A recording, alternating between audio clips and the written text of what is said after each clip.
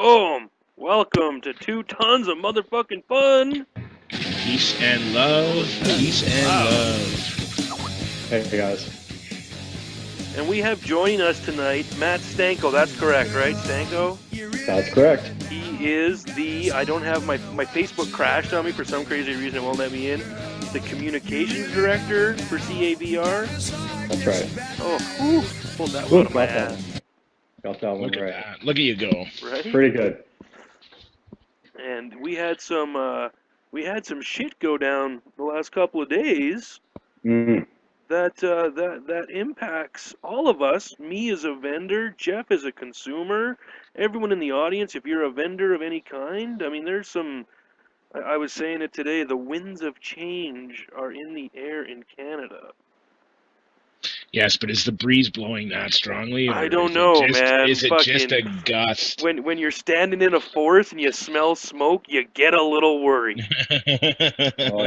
Oh yeah. And you know, I'm definitely worried. I mean, there's no doubt about it. The information that we obtained just this week is definitely, it's a game changer. I mean, there's no doubt about it. Game changer. Is this game changer in the sense it's going to happen, or this is a potential game changer? Well, first of all, yeah, let me say it this way. So we know what's happening. So that's the first thing we know. So we already know that NJoy is here. They were at the Lung Association on Tuesday for the panel, the panel meeting, and they made it pretty clear, pretty slick, but pretty clear on what their intentions are. Their intention is to obtain market authorization, so that's a scary piece right there in itself.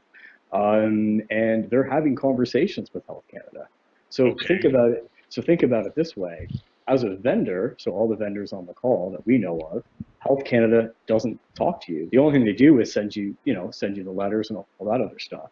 But they're not interested in anything else. So what we have is one of the biggest e-cigarette manufacturers now ready to come to Canada, looking for market authorization, having backdoor conversations. I mean, game changer? Yeah, I think in this case... But I can strut to my local Porsche dealership and show intent to buy a rough CTR3, but I ain't coming up with $500,000 to purchase it. Right, but NJoy has the $500,000. But the point is, you can go in and puff up your feathers and wag your tail flag all you want and show how big of a peacock on the block you are, but it doesn't necessarily mean you're going to get your green flag. No, it doesn't. But what it certainly means, there are conversations occurring. And I was just looking actually at the NJoy site just a couple minutes ago, and so I'm actually on their site right now, and they are expanding everywhere. So that's the scary part of it. So if you just even look right here, their board of directors are identifying, shifting consumer technology investment opportunities, and they are moving forward all over the place. So that's the scary part. And what's even scarier, you got to think of Nova Scotia. Think that it's only a regional lung association office, and they showed up there. So they showed up there for a very specific reason. Mm-hmm. And so, yeah, I understand your premise. Like, if you go to the BMW store, you're really going to buy it? No, but think of their intentions. I mean, they are getting bigger and bigger and bigger, and that endorsement is going farther and farther and farther. So, yeah, I'm definitely worried about it. I'm going to try and paraphrase my take on what's happening or what this potentially means. Should, and I'm going to use the word should because nothing's for certain here, should Health Canada grant NJoy market authorization, they would be the first, they'd be the only, which would make everything that any other vendor in Canada is doing illegal. Is that correct? That certainly could be interpreted that way. We don't know that because, again, it was only the speech that we heard. Right. So there was no other information about it. But you could put that into context. That is a possibility. I mean, if NJoy gets their authorization to market, they're going to have a bunch of standards set by Health Canada. You have to make your juice this way. It has to be in this type of facility. It has to, meet or exceed these pasteurization temperatures, whatever the case may be. Yeah. If a local vendor is meeting or exceeding those standards, then it would no longer be illegal.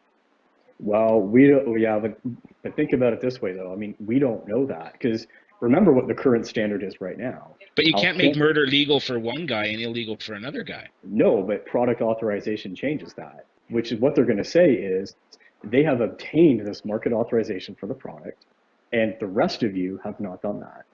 So that's exactly what it means. Right. So we can't coexist the way we're doing it now if someone gains market authorization. Absolutely not, because that's like saying any sort of nicotine-containing gum has market authorization, which they do.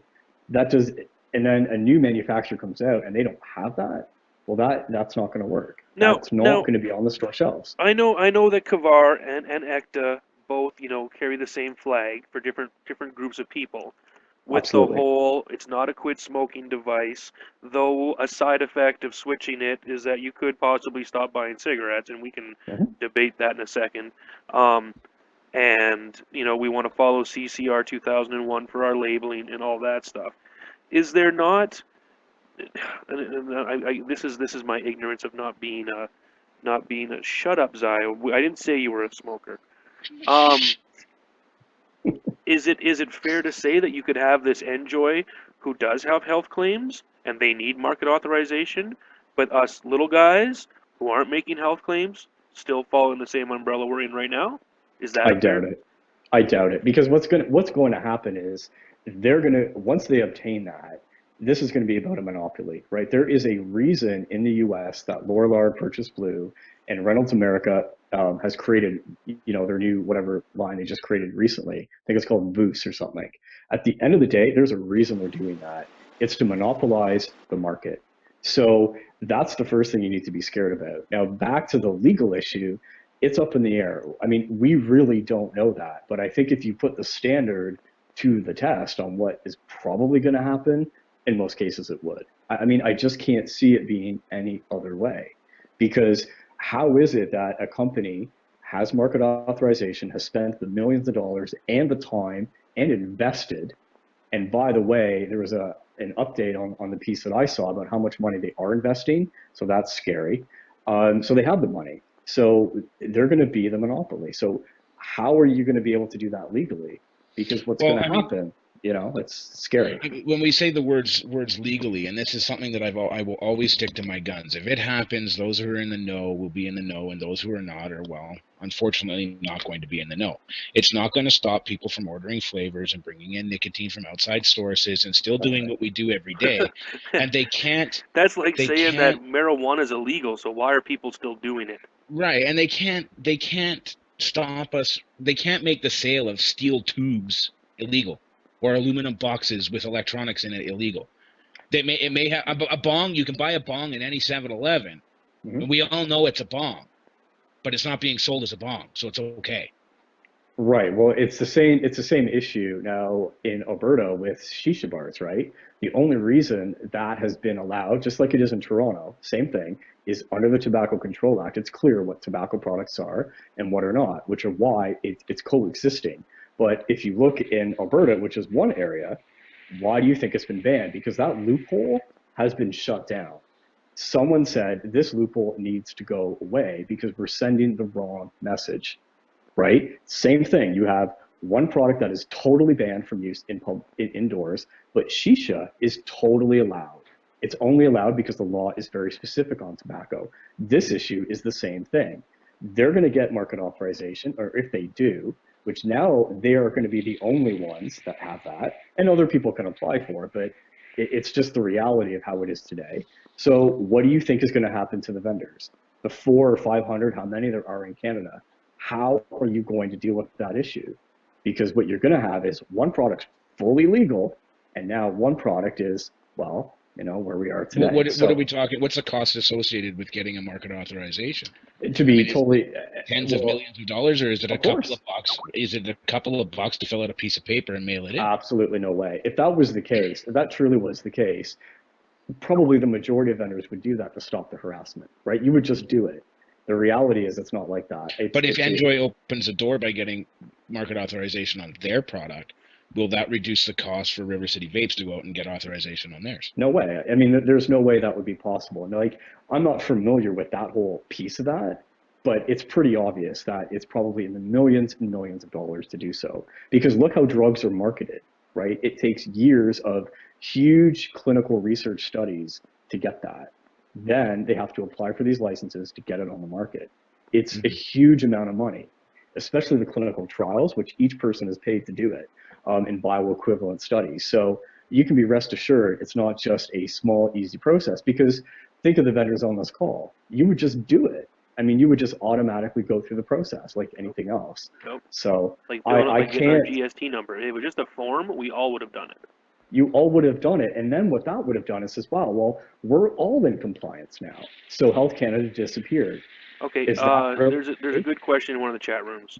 Yep. What about zero nic juice? Well, you know, that's an interesting issue. So zero nic juice is legally sold. So if you go to any corner store or gas station, you'll see those electronic cigarettes in there. And they're allowed to do that because, again, they don't contain nicotine. So that's why they're on store shelves, and that's why. So because they don't need e-cigarettes market not. authorization because there's no nicotine in them. Absolutely. So there's nothing. So that's the end of that one. So with nicotine being the sticking point, I mean, any one of us in the show tonight knows where to get nic from. It's just a case of whether we want to do it or not. So we know where to get nic from. We go to our local brick and mortar and buy our juice of our favorite flavor. And now instead of getting a full 30 ml bottle, we have a 30 ml bottle with 4 or 5 mils left out of it. And you go home and dump your own nic in. Sure, we're not supposed to do that, but people aren't supposed to do heroin, and we see all those people every day. Yep. So what's stopping us from doing that? Well, nothing. I mean, I understand bringing nic in across the border is a risk that a lot of people are willing to take. Yeah. But it's not like you're going to go to jail for it, which we've seen clearly every day. It just gets confiscated and destroyed. Right. Well, the big difference here is that if you do that at home, like a DIYer, is one thing. But when you are selling that to a consumer, that makes it a very different issue. A huge different issue. Like I said, if people go to River City Vapes, get their zero nic juice, and have purchased nic on their own, brought it to their house on their own, and add it to their juice on their own, the liability only rests with the DIYer. Well, yeah, it does. And it also rests with the person that you purchased the nicotine from. Which wasn't River City Vapes, because River City Vapes only sells zero nicotine juice, ladies and gentlemen. Oh, Canada fucking drones out there. I don't sell nic. Leave me alone. But that's a different issue altogether. And that is not what Health Canada's issue is about. What they're saying is if you are selling it, then that is a serious problem. And we already know that. Like, so we, you know, that, I mean, we could debate all night on that entire issue. But it's not nicotine. I mean, sorry, it's not the zero nicotine. That's where they're going after. It's the nicotine, because what they're saying is all of these things that we've already talked about, plus the addiction and everything else with it. And they're saying it's not tested. So as of today and tomorrow and every other day going forward in the future, Health Canada at this point doesn't give a furry rat's ass about the devices. They're giving the rat's ass about what's going inside liquid form. Right. The issue isn't the battery. The issue isn't, you know, the eye taste. That's not what the issue is, because those devices, like the battery and everything else, are covered under Consumer Protection Acts already, just like all those like regular household items are. The issue has nothing to do with that. The issue is the nicotine in the device. And so now, could this go one step further and end up having to have, I can't remember the name of it now, but the CSA approval on things. Could this end up potentially in a few years going one step further and saying, okay, well, now these devices have to be tested for safety concerns and has to have a CSA approval on it before it can be sold? Just like your alarm clock or your cell phone. Anybody takes the battery out of your cell phone, you'll see the small CSA or CCSE inside the battery case. Sure. I mean, and why not? Why wouldn't it be? Because think about this. Any consumer product has to fall under certain guidelines. It's the same way when you go to a restaurant and you're eating in there. There's certain health regulations that have to happen. And this product is of no difference from that. You're consuming it. I just want to comment on Struckus's comment that flashlights don't have to be CSA approved. I don't know if this is going to show up, but here is a standard issue flashlight, yellow, black, green. Don't embarrass yourself for Struckus showing off that piece of poo. It does have the CSA approval on it. Struckus is going to eat you alive showing off that. Fuck.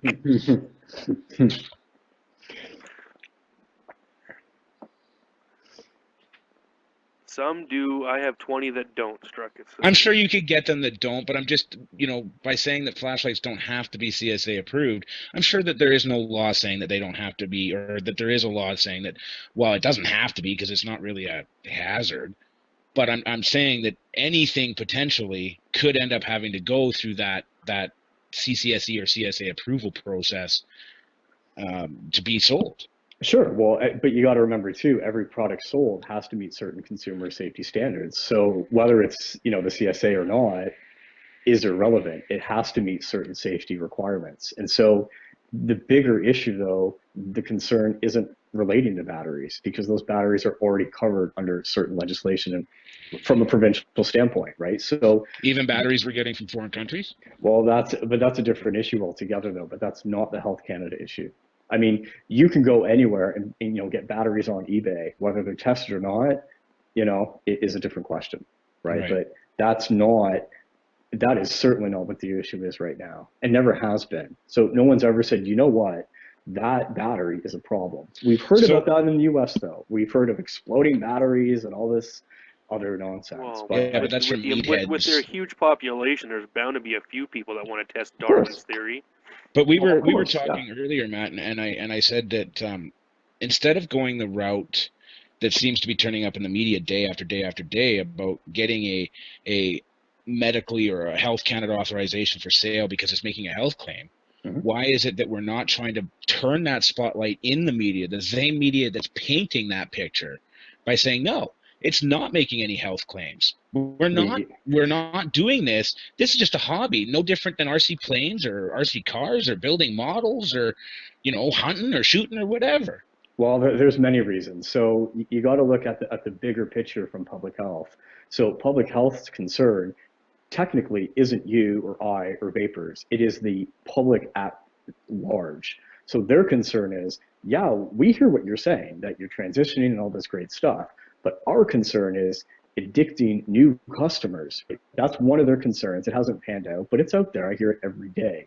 So what we don't want to do, if there is a risk that the uptake from adolescents is going to be huge, that means we have a problem because now we're just creating more and more of a bigger issue instead of trying to do something else about it. So it's a double-pronged approach, though. You got to remember that. But we've currently seen studies from Greece, Finland, and Drexel University in the United States stating that running the vapor through gas spectrometers for hours upon hours upon hours on end, we're not showing anything that's going to cause a health concern. However, they don't necessarily know over a 10 or a 15 or a 20-year period.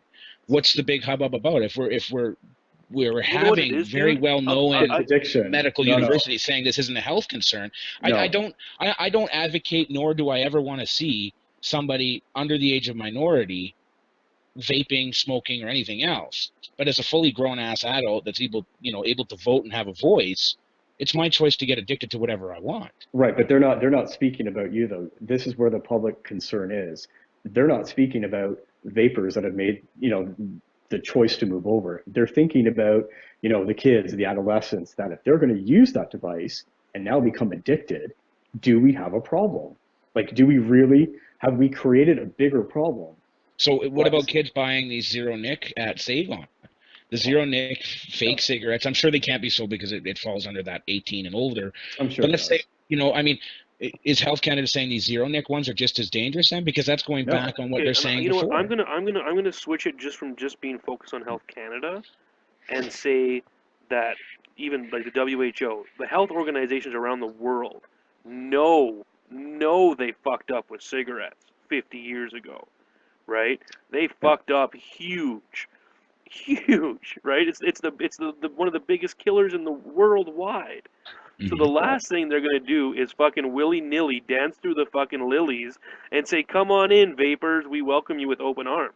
They're going to be fucking... This is the problem. Right? And just like we were talking about before the show started, you have to think... I always think as an anti or as a detractor. I have to think that way because just like we talked at the beginning of the show before we started, think of what has failed already. All the public health groups bought into low-tar cigarettes. That concept made sense, right? The risk is higher with more tar, which makes sense. So if we reduce that, then we're reducing the risk. that bombed. It was the biggest public health disaster of the 70s and 80s and 90s. So they are not going to jump on this bandwagon and say, yeah, let's just push this through without any sort of clinical research, any sort of studies. And we know there's thousands of studies out there, but they want decades of it, because had they done that with low tar, that situation never ever would have happened. They're But not now, going just to to. run off a sentence that Jason has said, I was 12 and can get weed, so anything else is easy. When is it going to be realized? And I know you don't have the answer for this, but when is it going to be realized that bureaucratic meddling makes more of a problem than it solves? Well, we understand that. And go back to the Lung Association in Nova Scotia. The groundbreaking event that occurred this week was just that, because they've been receiving so many questions on e-cigarettes, which is why they wanted to have a debate, right? So that was the whole point of that whole, session. So what they're saying is, we have an epidemic right now. We know 40,000 people die every year, and in 25 years, that's 1.5 million people. So we need to do something now. We can't wait for the data. We've got to do something now. And yes, they have concerns, but that was kind of the groundbreaking event that happened, and that's the reason why. Because they're saying, if this device could absolutely help people, then we need to rethink, we need to pause, take a step back, and listen, and maybe this device can help people. So they broke the ranks, and you better believe how much trouble they're probably in for this, because all of the others, you've got the Canadian Cancer Society and Smoke Free Nova Scotia and all these other ones that are blatantly dead set against it. They want nothing to do with conversation. They will not have us at the table ever. They don't want to speak to you, and they're just going to keep saying the same thing. So this is groundbreaking, and that's why, because they said, we do want to hear from you. We want to understand this issue. So help us understand it. So that's why. Yeah. I know like I said, I brought it up, sort of pre-show. Mm-hmm. Has Caver been paying any attention to what's going on, sort of near the end of 2012 with the Aussies saying, maybe this is a good thing. Maybe this is going the right direction. Get rid of tobacco. Oh, I agree with that. Let's just start advocating the sale and use of electronic cigarettes for the legal age. Well, we agree with that. Obviously, I do. I think, in 2012, we weren't even formed at that point. But it makes sense. There's a huge sense of that. But think about what you're up against. The huge amount of revenue that comes from tobacco is gigantic. And I don't think you're going to have, you will have the hardest time trying to get people on that side. I mean, yes, people would agree. But if you look at all the anti-smoking groups, how are they funded? They're funded by smokers. That's where that money's coming from. They're funded by big pharmaceutical companies. Look at the Canadian Cancer Society. All you have to do is look at their financial records online, because it's all public knowledge. And the number one contributor is the biggest pharmaceutical company that makes the number one nicotine replacement therapy. Do you really think people are going to listen to that? Like governments, I doubt it highly. They will not have a part of that. And again, with that, why aren't we, as I'm speaking on the terms of Health Canada, why isn't Health Canada looking at the fact that their current market sold nicotine replacement therapies have a 97% recidivism rate? Well, they know that. It's not working. It's clearly not working. Oh, well, they know this, but this is about money. Think about when you quit, right? So you smoke for 10 years, you go on the patch, you quit for a year, you go back on the gum, you try this, you try that, you keep coming back to it. Pharmaceutical companies are not in the business if you are healthy, right? Because they're not selling you anything. So the more sicker you are, the more money they make, and right. they are touched with everything. So again, look at the Canadian Cancer Society. It's a fact. A lot of their money is coming from them. Don't think they'll be sitting at the table with you to say, yeah, we want tobacco eradicated, because they will be out of a job. All these anti-smoking groups would disappear into thin air. So they don't want that. Struckus makes a good point, saying that I'm a firm believer that an adult should be able to make their own decision on what they want to do. And I agree. I'm a grown-ass man. I've moved out of mom and dad's place. I got a job. I got a family on my own. I vote. I speak my piece. Mm-hmm. I should certainly be able to make a decision of what I can and cannot do, as long as I'm not breaking the laws of the land. And that being said, We're not out murdering, raping, stealing, burglarizing, whatever. You know, we're not violating those laws of society. Fuck off with what I want to do and put into my body. It's my body. It's not your body. It's not their body. Well, that could open up a whole chain of conversation. Think about another one that comes to us almost daily with, you know, the fruit flavor issue, which I absolutely love talking about. You know, every day there's not an anti or an organization that is highly critical of the entire industry as a whole that we're advocating, you know, fruit flavors to addict kids, right? It's the new addiction. That's exactly why we're doing it. Exactly. Right. It's the same reason that Grey Goose makes a fucking cherry vodka. Right. So think about that. So as an adult, so think about this. I'm an adult. So when I turn 18, what am I supposed to just eat? Just gruel all day? Yep, exactly. Of course. Nothing's supposed to taste anything because big government has told me that fruit flavors are bad. So I agree with. Have you not reached that point in your life yet where your taste buds have just completely turned off yet? Well, they're supposed to. Right? And on your 18th birthday, you no longer and look at me, That's right. 350-pound man. I don't like flavors whatsoever. Not even a little bit. I just eat a pot of gruel every day. Right, but that's exactly what they're saying. So the argument is so ridiculous and so out there that you don't even really know how to respond. And in those cases, the only response is, wow, I'm 18, I'm not supposed to taste anything? Because there is absolutely, so think about this, there is absolutely no credible evidence that nicotine replacement therapy, which comes in fruit flavors, by the way, if you just look at it, it does, that there is a link to any of that product to kids abusing that product, right? Because you can chew that gum all day, no one's going to know. There is no link to that. Hold on a so second. If there, kids like gum, kids like fruit flavors. How come no one's going after Nicorette? But did you hear what I just said? That's exactly what I'm getting to. So if there was a link, and we would see this link by now because those products have been out for decades, then we would have a problem. Why do you think, again, the Canadian Cancer Society will never bring up nicotine-containing gum? Because their manufacturer, which is linked to them, big money. So, but that's where I get back to when we started the show was, why are we not taking the weapon that the Cancer Society, the Heart and Lung Association, Health Canada, whomever you want to call it, taking their weapon that they're pointing their shells at us and spinning the barrel around back at them and using the media against them? I think I've seen one article that mentions CAVR, but I don't see, you know, let's maybe just stop there. So every time there's an article in the newspaper that I'm aware of that talks about e-cigarettes, and usually, keep in mind, they're usually negative. So it's very hard to find anything that's actually a positive spin of the industry. Well, good news doesn't sell, right? Well, it doesn't. So the more angry you get people, the better. There's not a day that goes by, Jeff, that I do not respond to somebody. I could fill our whole website up probably with all the stuff. It's just, I just can't do it. Right. We respond every single time that I can. And that is what advocating is all about. It's not just up to Kavar to respond to every single one. We have hundreds of thousands of consumers that should be educated because we give you the tools to do that. You know, what does the law say.ca? ECTA is a resource, Kavar is a resource.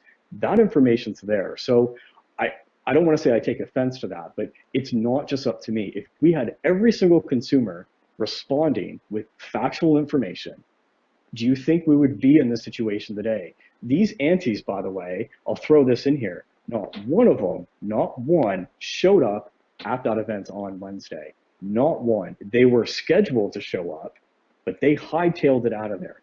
Why is that? Because they don't want to hear that message. They decided, or my influence, or my idea is, they didn't want to be confronted with these ridiculous statements about fruit flavors and all this nonsense. So they just left. They didn't even show up. Right. So how do you win a fight? How do you win a fight if you don't show up for it? So what about vendors now then going the same way? I mean, I know Kavar's doing their part and trying to do what they can to get the media to spin back around. Why am I not seeing more vendors going to the media and saying, hey, you know, I've seen a few. Come to my store, listen to what I got to say, publish the article with these facts. I mean, just like you said, Nicorette gum has fruit flavoring in it, and kids like gum, so there's clearly not a link here. Well, there never has been a link. I've never seen a link globally The product is global, Jeff, not just Canada. There has been nothing said. And these antis, by the way, will never, ever, ever bring up that gum because you know if they do, what's going to happen, right? It's a big boardroom no-no. So they won't talk about it. They will absolutely won't talk. But now what we should be talking about it. That's why we are talking about it. That's why every time we can respond, which this week, by the way, has been brutal with the amount of media that's been out there. Today's event with the National Post is just a prime example. It is very time consuming, but we have been on the forefront of that. But what I need consumers to do is you have the information because we provide it. So it's on our site. It's on, ECTA is a resource as well. The information is there. Get out there and start doing your own advocacy. Like you can't just have Kavar do it or ECTA do it. It has to be everybody because at the end of the day, you're a consumer. I'm a consumer. I'm not a vendor. I'm a consumer. So vendors are at high risk because if the industry disappears, well, that's the end of it. So it's huge problem. Let me pose this question to you, and it's something that's been brought up over the last year or so quite a few times. Mm-hmm. If Health Canada, which is really the biggest culprit against us, if Health Canada is nothing more than a regulatory and advisory body, where do they get the ability to supposedly enforce or enact law? Well, they don't can't write a law. Well, they don't. They don't enact laws. They follow the laws, and that's what vendors have been calling them out on. I know a vendor who has had numerous conversations and numerous letters and everything else. If you know what the law is and you're educated on that, then eventually that stops. So why is it, think about it this way, why is it that we have 400 or 500 vendors operating in Canada and there has not been one legal showdown? Meaning, why is that? Because it won't hold up in court. Yeah, but why is that? So think about Health Canada's position. So their position is they have technically lied to the public. It is virtually impossible to get correct information on the law, right? Mm-hmm. It's like, think about for you, if you went on their website, had to dig around, you'd get the advisory, but that doesn't tell you anything. So as a vendor, where do you get this from? So they're in a very bad situation because all it's going to take is to shut down one vendor. And again, look at Nova Scotia. I mean, she is ready to fight. She is ready to go after this. If she decided to take that to court, and it looks like she might one day, that's going to put the regulator in the same position as the FDA in 2010, which got caught with their pants down when it went to court and the judge says you have no jurisdiction over e-cigarettes. Like we had the same issue with Schedule F. Right. It was tossed out, which opened the industry completely. Set a precedent. And it was deadly. So don't think for a minute Health Canada is going to come out and start, doing the stuff that you talked about because they don't want that to happen. They're just going to threaten you, intimidate you, make bold-faced lies because that's exactly what it is. Right. And they're just going to think that if I scare you enough with these letters, you will shut down and disappear into thin air. The problem here is this industry is getting so big now, and there's so many more consumers, obviously, that the ship has sailed. The ship has totally sailed on this issue, and they're in huge problem now. Does Kavar take on? And now I put a lot of the onus on Kavar because your voice is sort of becoming louder and louder over the last few months, and which is a wonderful thing to see, and for the consumer and for the vendors out there to have ECTA and Kavar at our side is a big boost. Is Kavar approaching elected officials or encouraging consumers and vendors to approach elected officials, MPs and MLAs, to state our case? They're the ones that are writing the law. They're the ones that are going to put it through Parliament to get these laws written. Well, that would be a total disaster, and here's why. Because in Canada right now, or in Ontario, I'll just use Ontario because I'm here, you would look pretty foolish going to an MP saying, end the ban of e-cigarettes in Canada, because there is none, and we know there's none. So no, but I'm not saying end the ban, but saying, going back to your education statement, educate the elected officials and say this is why this could be, and this goes back to health claims again. This is why this could be a positive thing for society. Right, but think of how that's going to be perceived, right? So we don't want to make noise where we don't need to make noise because in Ontario, there basically is no noise on this issue. Now, if a new law came in, like what's happened in Alberta, with all that stuff going down there, then you need to make noise. Absolutely, you need to be out there, doing all the advocacy you need to. But to go to elected officials now and start creating a storm around something that isn't here is going to backfire. Like, Right. I don't think that's the right approach because if you create a storm, you cannot turn that off. So again, if the government came out tomorrow and said, we are going to start dealing with e-cigarettes like they are in Nova Scotia, yeah, you need to be advocating and dealing with it. But in Ontario, it's creating a storm is not the best of ideas. You've brought up Nova Scotia a few times. Could you maybe elaborate a little bit on that because I don't know the whole story. Well, there's a couple stories going on down there. First of all, we have a vendor who has really taken the brunt of Health Canada. So she has been in the media countless times. Jay Connors, the N Vapor, New Glasgow. Woot woot. Bingo. So she's, I don't know how many vendors are down there, but we'll just use her as the example. And then you have the Minister of Health, who now is very unpleased about this. So now what they're saying is we do need to do something. Like we want to regulate e-cigarettes as a tobacco product, the worst thing in the world to happen. So that's the problem. If you create a storm, now it could cause other things to happen. I'm not saying she created that storm, absolutely not. But when that starts happening, then look now at the bigger issue. I would guarantee that that issue had already been in the making for a long time, way before her issue came up. So I think that's a very fair statement to say. It's unfortunate now that it's been combined, and he's going to use that saying, well, there's 10,000 e-cigarettes sold. This is a huge problem now, because he's publicly come out and said that. And so it puts her on a collision course. There is no doubt about it. And is it fair? Absolutely not. I mean, it's her business, and back to the CBC show I watched about David and Goliath. This is a prime example of that issue now. I mean, now she is the prime target down there. I mean, there's no doubt about it. And it's very, very unfortunate. But she's made it clear how far she's going to go. And I think that's a good thing. So, see, but that further proves your point on don't stir the pot when the pot's not on the stove. Like, there's no sense bringing something to the front burner before it needs to be. Right, because it could backfire. Now, what we don't know, and this is a very fair statement for her, we don't know if that bill was already in the works. We don't know that. So it's just coincidence it did. At the same time, Smoke Free Nova Scotia came out with this horrendous position statement. It is just the god-awful thing you've ever seen. And all of this now is compounding down there. So it's a volatile situation for her, and I certainly wouldn't want to be in her position because she is the target. Because every time they speak, they go, the N Vapor store down there, the N Vapor store. Like, it's really a sad situation. So in Ontario, if we were to start advocating and saying, like you mentioned, what do you think now is going to happen?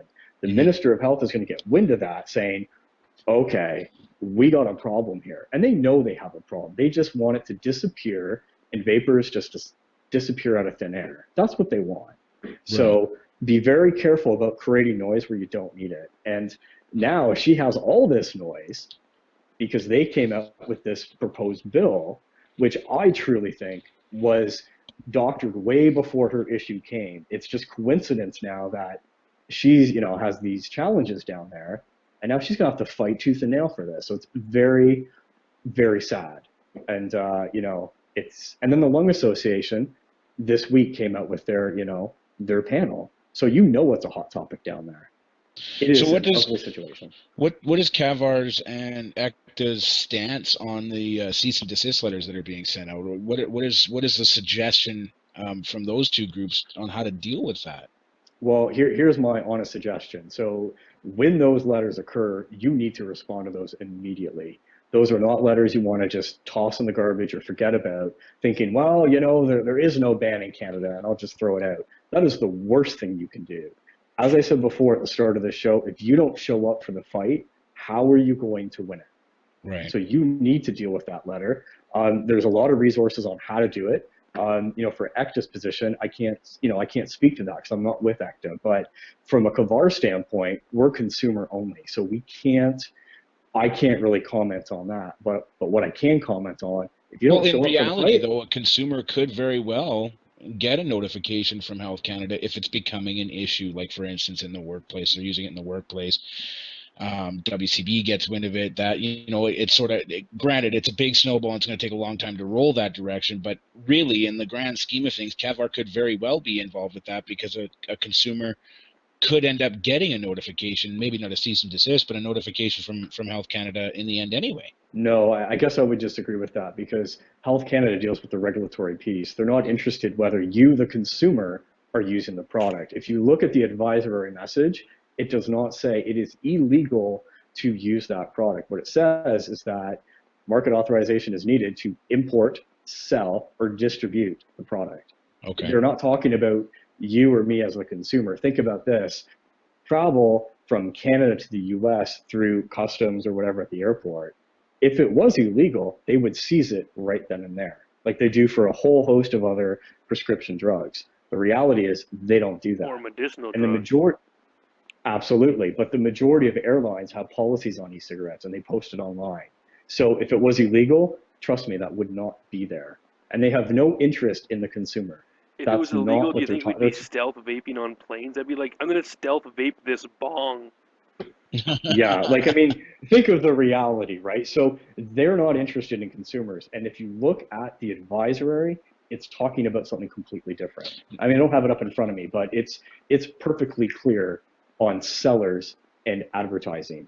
Now, But you said a minute ago, or I guess it was a few minutes ago, people are trying to regulate this or put this into sort of the tobacco Yep. realm of marketing. Yep. And you said we don't want that. And I agree. I don't want it either because I consider myself free of tobacco and I really don't want to be associated with something that could be regulated as such. But how would that shine such a negative light on it? I mean, if it's going to be sold and regulated, this is just me playing devil's advocate, how would that shine such a negative light on it? It basically removes the issue of Health Canada getting in our way because it's being marketed under something that is already being freely sold and distributed. Well, here's the chain of disasters that's going to happen with that. So first of all, think about fruit flavors. So if you look at Canada, so you look federally and you look provincially, fruit flavors in tobacco are banned. So that's now how is that? Because I've got a coworker that smokes grape bullseye. Think about this. So if you look at the federal legislation with that, it's very clear what that is. So if it's under a certain amount of grams in tobacco and does not have a filter, or it's some sort of regulation that's like that, whether it has a filter or not, I forget how it is, but there's a loophole there. And that is why that product is there. And this is what provincially, which just came out, it was early spring or late summer, where they, at a provincial level, so from an Ontario standpoint, they are going to, either they've already passed the law and they're shutting that down. So if e-cigarettes fell under tobacco, you can forget about flavors. They are finished. If you look at some of the major anti-smoking groups, like the Non-Smoking Rights Association, that is their number one thing they are gunning for. We want fruit flavors out of here.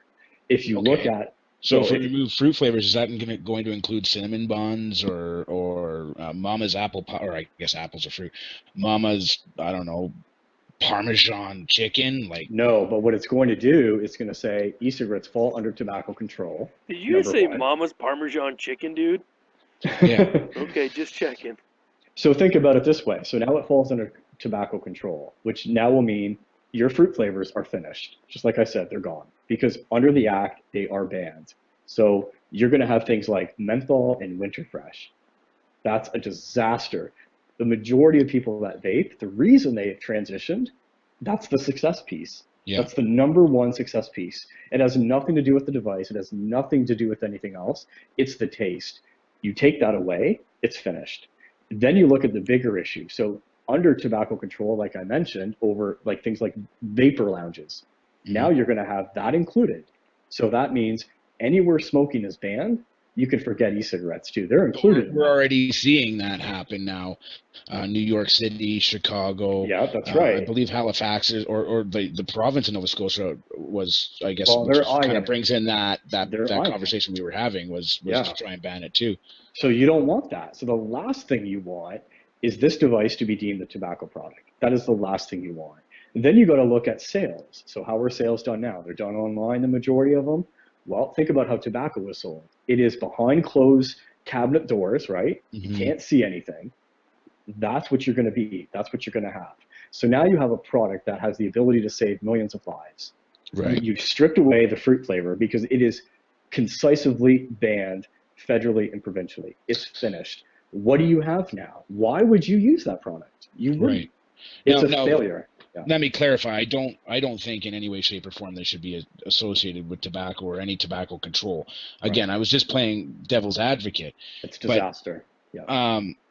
Where I guess in sort of your eyes as a vapor, where would you like to see some sort of regulation come in? Then where would you like to see us fall, or would you just like to see us left alone? No, I first of all, here's what I'd say: the regulations in Canada are already here. So we have the CCR 2001.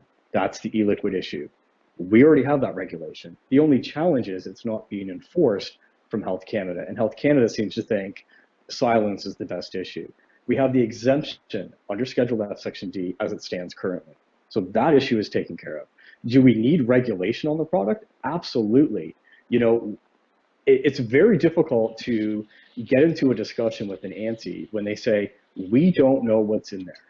And to play devil's advocate there, the answer is absolutely we don't. Yes, we know there's PEG in there, we know there's nicotine in there, we know there's flavor in there, but that's all we know. So from a consumer standpoint, we do need to have more information on that.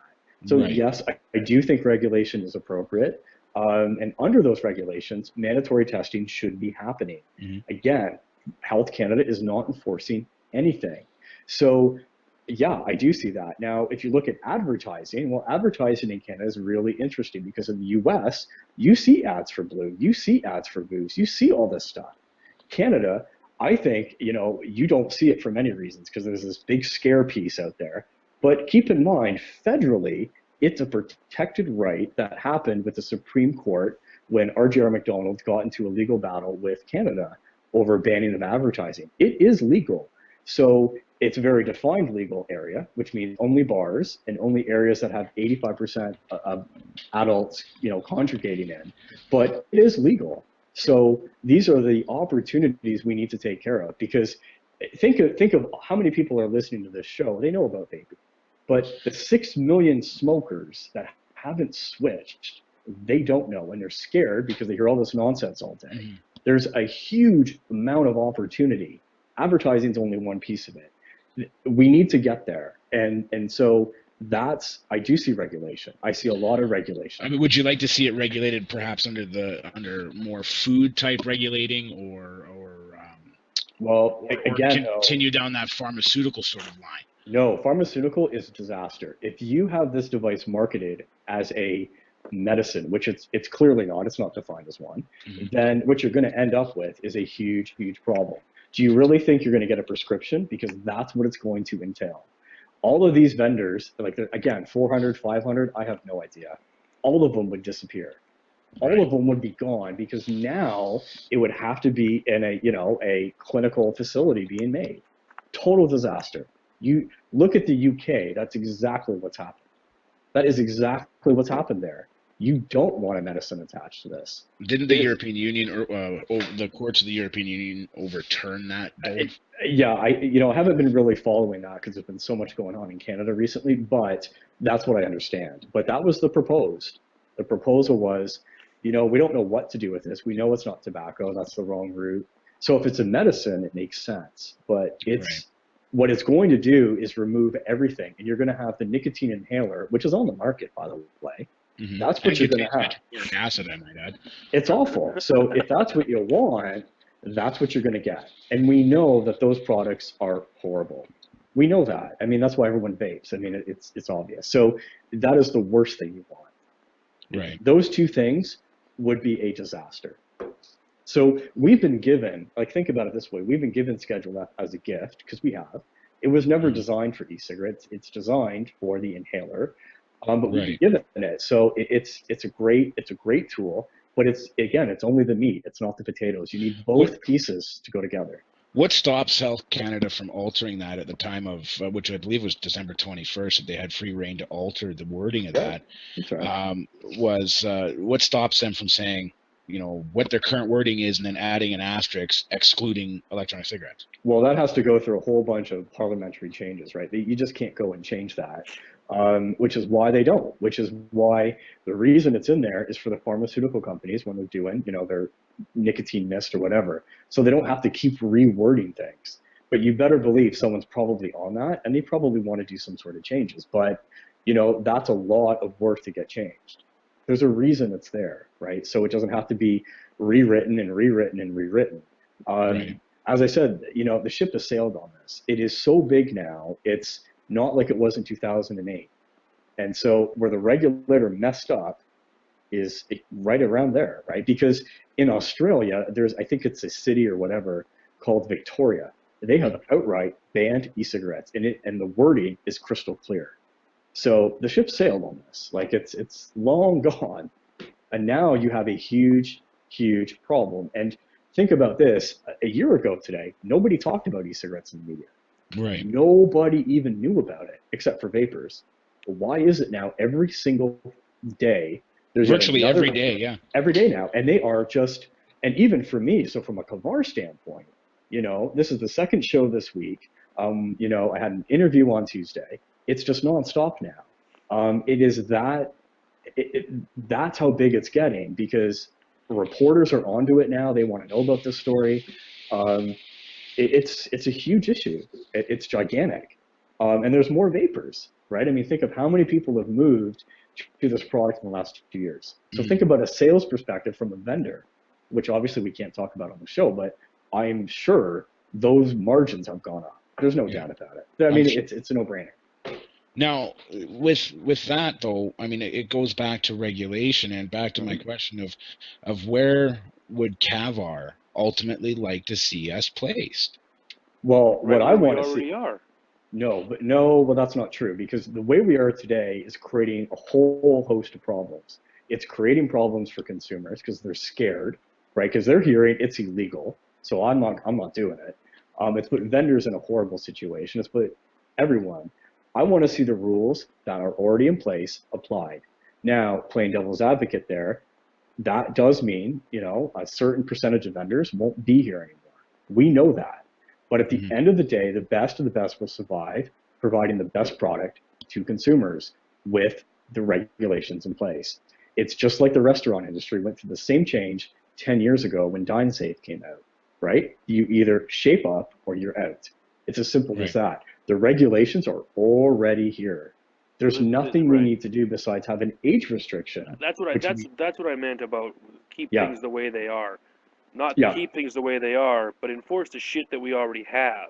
Absolutely. That everyone's fucking ignoring, that is written in law. Why are we wasting everyone's time? At the end of the day, you have CCR 2001 to lean on. You have Section D of Schedule F to lean on. Why are we even talking?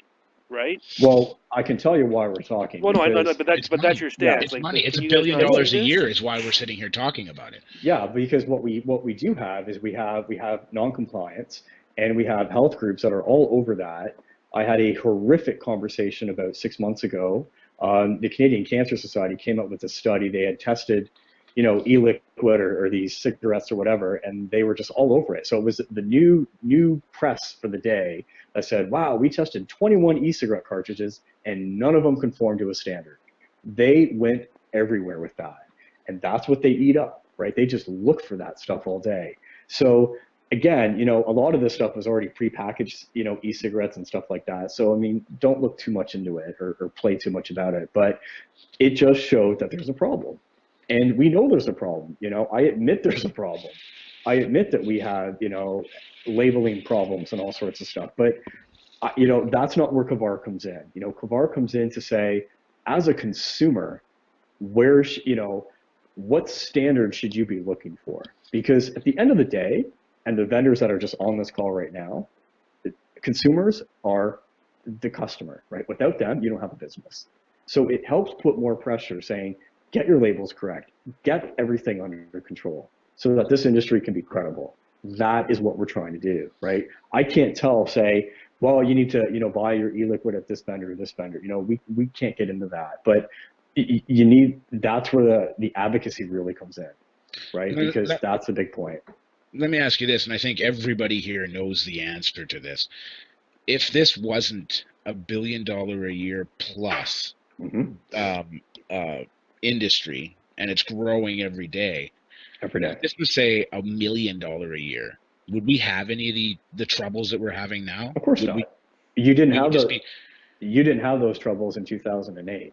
Right. So really, it comes down to the dollar. This is about dollars. We're a threat because now we're moving that $1 billion from going directly into government coffers into the vendors' pockets. What do you think? Yeah. So again, in 2008, because the advisory came out around 2009. So probably the behind the scene thinking there is we'll put this advisory out, this will just be the end of it. And e-cigarettes will never, they'll never go anywhere. But that changed. People got into it from the US and then it came to Canada and on and on and on. Again, the ship sailed on this. I mean, this is not a $500,000 industry. This is worth billions of dollars, and the growth potential, if you're looking at the analyst reports on this, the one I saw said in the next 30 years, tobacco sales will just disappear. They'll just be gone. What is that saying? Why do we think the major tobacco firms are spending hundreds of millions of dollars to get into this? There is a reason for that, because it is the next big business, and it's huge. Because even the Non-Smoking Rights Association came out with a statement saying, we have never seen so much interest in this product, ever. What about taxing us on a same? Now, I know this is going to sound contradictory. Taxing us on a similar scale to what tobacco is taxed on, so like a sin tax type format, not regulating us such as tobacco, but taxing us on a similar scale or format. Well, I would disagree with that totally, because the reason tobacco taxes are so high are for two reasons. They're high because of the healthcare cost, apparently, and they need to be paid for. And it's a deterrent to use the product. So every time they up the tax, they're not doing it because we have a shortfall in the budget.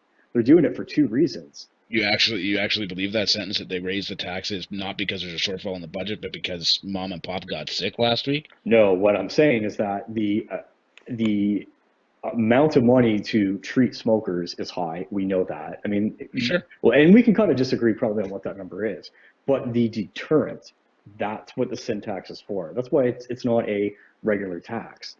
Is the tax deterring? Is the sin tax deterring $100 billion a year industry potentially globally? No, of course it doesn't. But it's a huge problem for teenagers. Now, we could agree whether health warnings work or not, or does taxation really work. At the end of the day, it's almost irrelevant. The fact is that's why it's on the product. I don't care how much they cost. Fucking Goodfellas, everyone look cool smoking cigarettes, man. I'm in. Right, and that's why people do it. And that's actually why a lot of kids have no interest in e-cigarettes, because it's not, that danger concept isn't there. So, and that's my opinion of it, because we haven't seen this huge uptake. Well, we've seen a 6% rise in the United States in junior high school students picking up e-cigarettes.